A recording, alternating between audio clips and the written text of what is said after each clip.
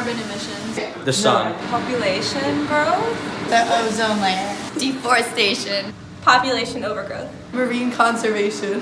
The Great Barrier Reef. Recycling. The ozone. Garbage. Trash. Pollution. Deforestation. What do all of these issues have in common? Humans.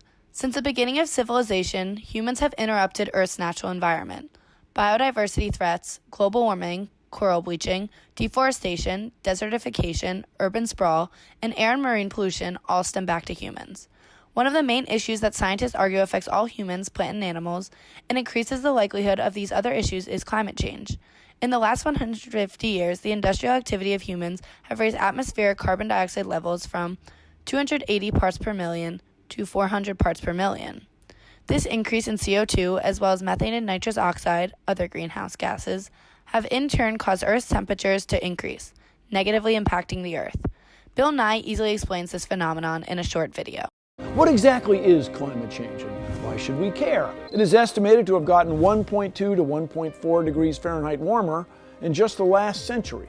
10 out of the last 13 years were the warmest on record. 97% of climate scientists agree that this new tendency is not caused by the variations of the Earth's orbit, but rather very likely caused by human activities. Modern human activities have increased the release of non-naturally occurring greenhouse gases because we have stepped up our demand for burning fossil fuels. The composition of greenhouse gases traps heat radiated from the sun. The more heat they trap, the warmer our planet gets. And as our planet gets warmer, we begin to feel the effects. What are the effects of climate change and human activity in Australia? We have broken the issues down to three main categories: deforestation, recycling issues, and marine conservation.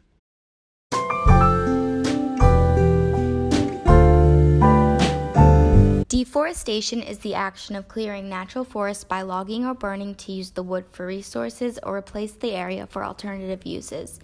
Australia has lost nearly 40% of its forests to deforestation. It has the fifth highest rate of land clearing in the world. For every one tree planted, 100 are bulldozed. In 2014 to 2015, the woody vegetation clearing rate in Queensland was around 300,000 hectares per year. 5 major causes of deforestation include agricultural expansion, livestock ranching, logging, infrastructure expansion, and overpopulation. The effects of deforestation include reduced biodiversity, increased greenhouse gas emissions, disrupted water cycles, and increased soil erosion. The land is being cleared on a huge scale. The latest figures show close to 60 square kilometres of trees and bushes are torn down each week in the state of Queensland alone. That's the equivalent of more than 1,000 football pitches cleared every day. Since this video was shot in 2015, the state government has tried but failed to pass laws making land clearing harder for farmers. Australia already has one of the world's highest extinction rates. Habitat loss is putting hundreds more types of animals and plants at risk.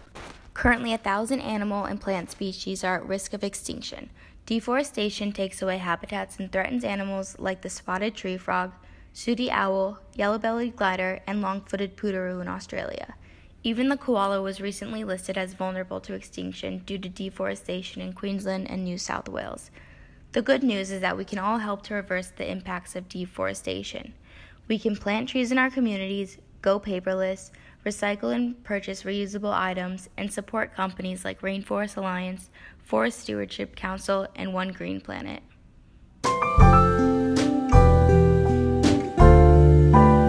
Recycling in Australia faces an uncertain future after China put new restrictions on its waste imports of foreign garbage at the beginning of the year. This threatens waste disposal across Australia, as well as for various other countries. China had been the largest importer of recyclable materials, taking in more than 30 million metric tons of waste. The ban affects 619,000 tons of materials, worth $523 million in Australia. This is a wake-up call for Australia as they need to take responsibility for their own waste and transition to a cleaner, circular economy and focus on only producing materials that they actually want to recycle so it can be reused. Without the possibility to export to China, Australia will have difficulty coping with the additional waste volumes. Recycling facilities will soon approach full capacity, and recyclable waste may need to be sent to landfills, which will be costlier and more damaging to the environment. Recycling bin collection is no longer profitable because waste collection services must now pay to deposit their recycling at processing centers rather than sell it for profit. And it is also warned that households could end up footing the bill to pay for recycling in the coming years. 2 Victorian counties temporarily suspended collection because it is difficult to find storage for these products in the short term. The Victorian government has since organized a task force and announced a $13 million package last month to support the industry until the end of June.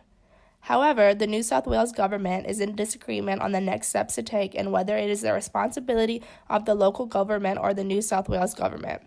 They plan to meet in the coming weeks to formulate a plan. Management of waste in Australia.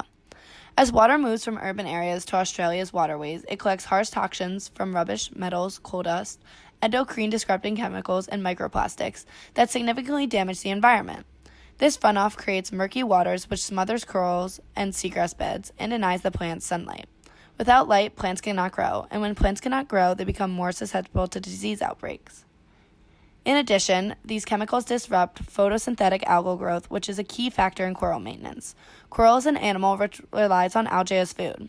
When waters become too warm or marine pollution caused by runoff becomes too high, the coral cannot absorb the algae and convulses and spits out puffs of algae to protect itself. This removes all color from the coral tissue, so one can see through to the skeleton. The corals appear white or with muted colors, which has greatly hindered the beauty of the Great Barrier Reef. Illegal fishing threatens the Australian natural fish stocks and the marine environment. It has consistently been an issue in Australia due to its proximity to various countries. The oceans are not an endless resource, and recent data have shown that over 85% of the world's fish stocks are fished up to full capacity or are overfished. Overfishing can have various ecological effects. It can disrupt the natural balance of species and interrupt the natural food chain, destroy habitats. It can impact the livelihood of those who rely on a healthy marine environment to survive, and it can affect the biological productivity of certain species. The Australian Border Protection Command surveillances the Australian coast via patrol boats, aerial satellites, and public information reports.